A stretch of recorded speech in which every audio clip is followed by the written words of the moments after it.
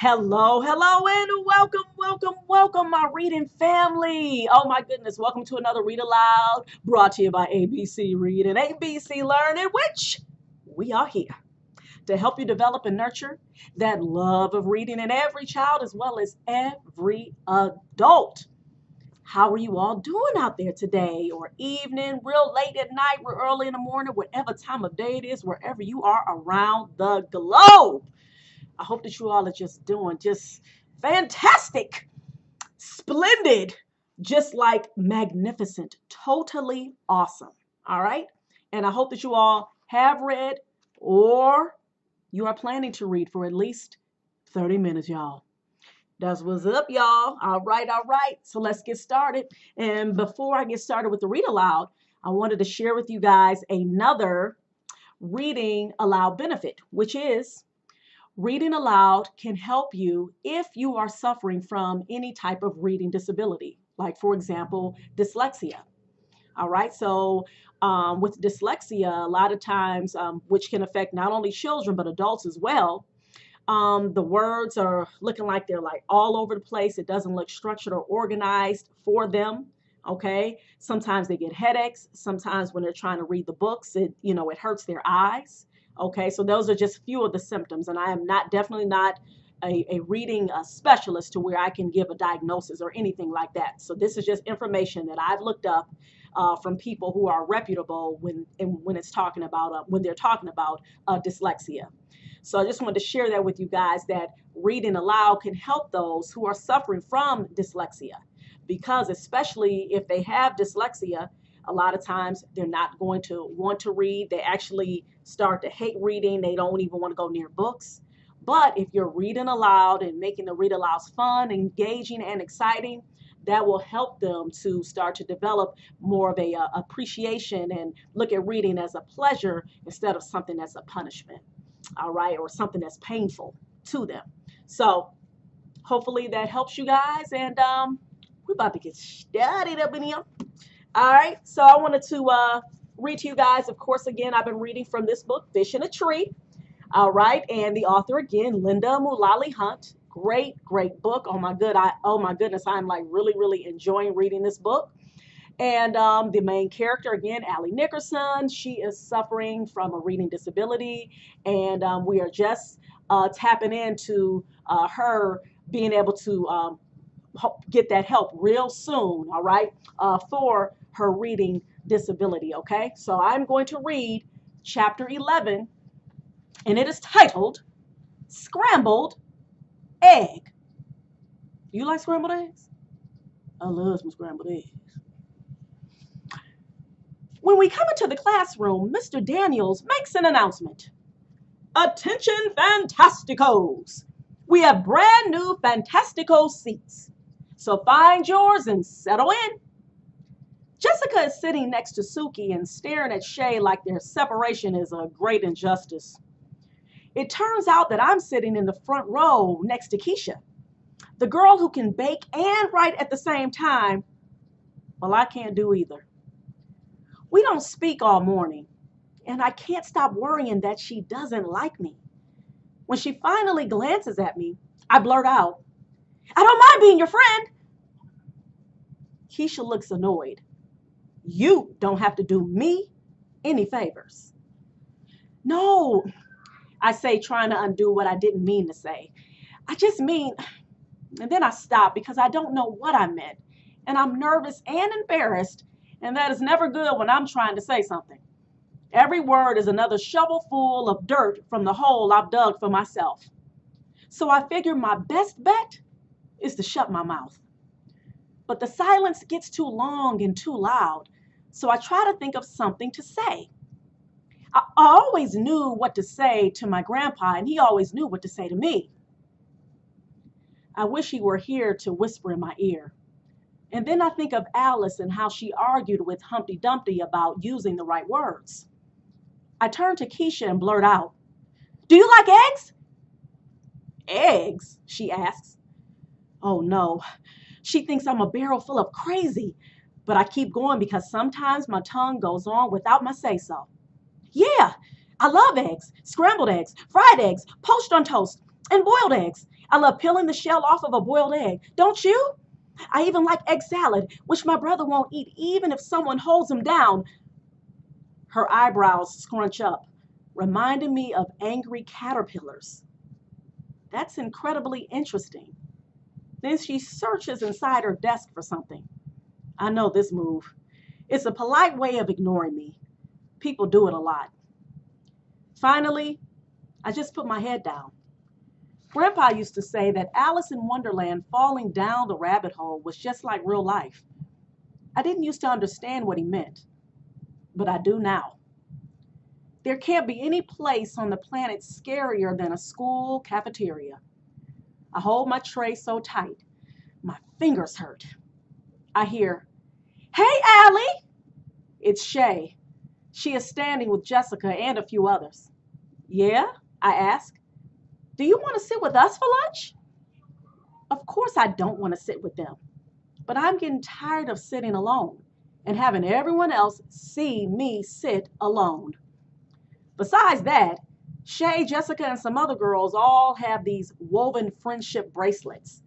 And I have never had the kinds of friends who have matching bracelets, but I have always wanted them. It's like the bracelet tells the world that the person wearing it has someone who cares about them. Not like a family member that has to care, but someone who just likes you. I want to feel a part of something. Anything, I guess. Shay is overly happy that I've said yes. I sit down after glancing at the seat to make sure I won't be sitting in a pool of glue. Shay motions to me to sit next to her. She and Jessica smile that on the outside seems fine, but your gut tells you to be very careful of. There are a few other girls. Max is there with one other boy. Jessica points at Albert and they start laughing. I look over and don't see anything funny. "Can you believe it?" Shay asks. "How pathetic is that?" "Hey, Albert," she calls. "Is that supposed to be a fashion statement?" I still don't get it. He's wearing his usual Flint shirt and jeans. Why are they so worked up now?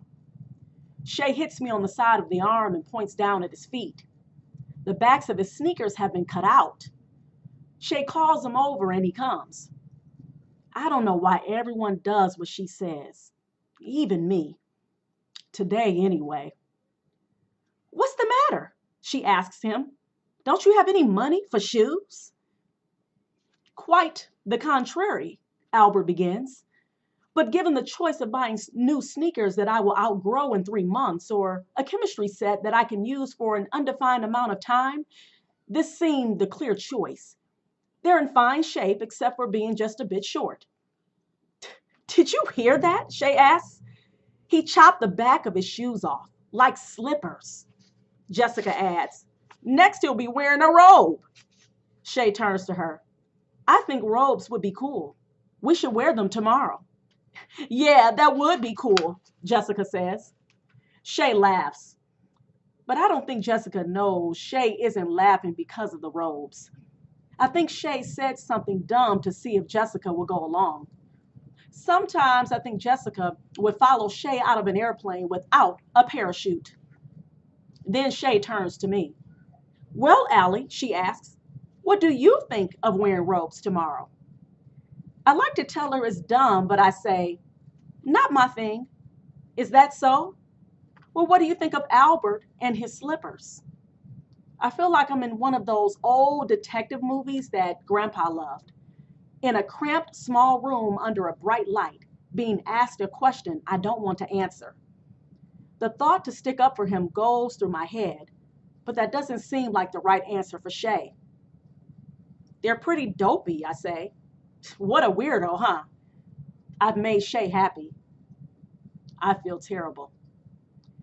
And I know that I am going to feel even worse when the shade comes down over Albert's face, when he looks sad.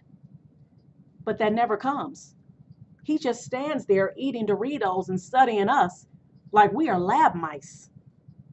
I think it is curious that you worry about what I have on my feet when the three of you are wearing red shirts. not a wise color. Red is the color of stoplights and signs, bad wounds, warning lights, and the most severe of sunburns. It represents red alerts and high fevers. Red numbers show a loss in accounting. Red represents danger. I think of all the red marks that cover my papers from teachers, how I hate to get them back. Jessica laughs loudest. What a weirdo, Albert. Furthermore, he says, any crew member of Star Trek's Starship Enterprise who wears a red shirt never appears in another episode. Frankly, I think you've made poor choices. They all burst into loud laughter. Albert, Max says, it's only a TV show, dude, and not a very good one either. Albert's arm stops dead on the way to his mouth with another Dorito. Not a very good one? Albert, Shay says, leaning forward a bit. You go right ahead and ignore what you look like, but it's the rest of us who suffer. We have to look at you. Actually, he says, I don't take my appearance lightly. I take you lightly. And with that, he turns and is gone before she can pull out some other mean thing. And I wish I was more like Albert. Seeing him shuffle away in those sneakers makes me want to be better. I'm not perfect, but at least I'm not mean. And then my heart sinks because I realized that I just was. I guess I did it because I was lonely. Now I know that there are worse things than being lonely. Wow. Whoa, whoa, whoa, y'all. Oh my goodness. Oh my goodness. I am like, wow.